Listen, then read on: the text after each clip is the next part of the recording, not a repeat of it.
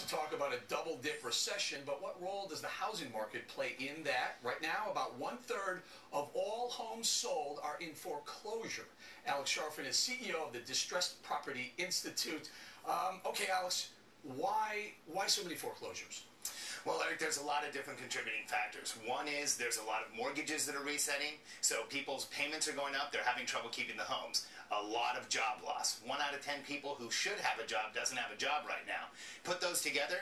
Let's get to that in a second, but I want to talk about how come so many homes are in foreclosure. What happened when the stimulus, the $8,000 first-time homebuyer credit expired? Okay, so the homebuyer tax credit expired, and we saw new mortgage starts, new people applying for new mortgages, and people trying to buy new homes slow down. Slow down. When you say slow down, considerably. There was about a 30% drop in pending home sales. Drop from the month where there was this credit to the month that there wasn't now. Right. You can't have these stimulus packages going on forever. Which one's real? Is this one overinflated or this one underinflated? Well, I think what happened was we saw a lot of people who were going to buy pulled forward in the housing market, and then once all that pull forward occurred, there wasn't anybody else to pull forward. The credit was gone. It stopped stimulating the housing market, and you're right, we can't do this forever. Okay, now we're talking about some of the lowest mortgage rates in what, multi-decades? Absolutely. Right? What's going on? Where are they?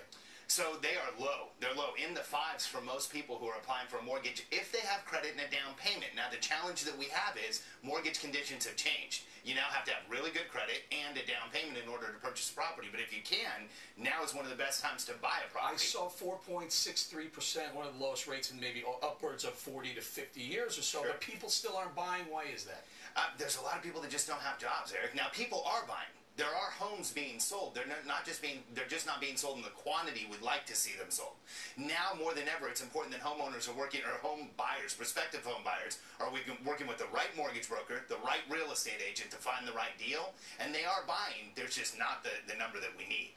Okay, so people are able, the rates are low enough, so they're enticed to go buy, but they, number one, can't get credit, and number two, don't have jobs. Which one's more important? Credit or job? Yeah. Well, I would think that jobs. I mean, you need to have a job to pay for everything, not just your home. Then once you have the job, you can rebuild your credit. Turns out it doesn't matter how much you stimulate a market, you still need to provide the jobs. Absolutely. Right? Absolutely. And when you have record number of people who are unemployed, they simply can't buy a house. All right, and give us a sense, is this a 3-year, 5-year, 10-year phenomenon? Well, Eric, there's a lot of predictions out there, but when you look at just simply absorbing the distressed properties in the market today, we're looking at a number of years left. All right, but this would be a good time to buy.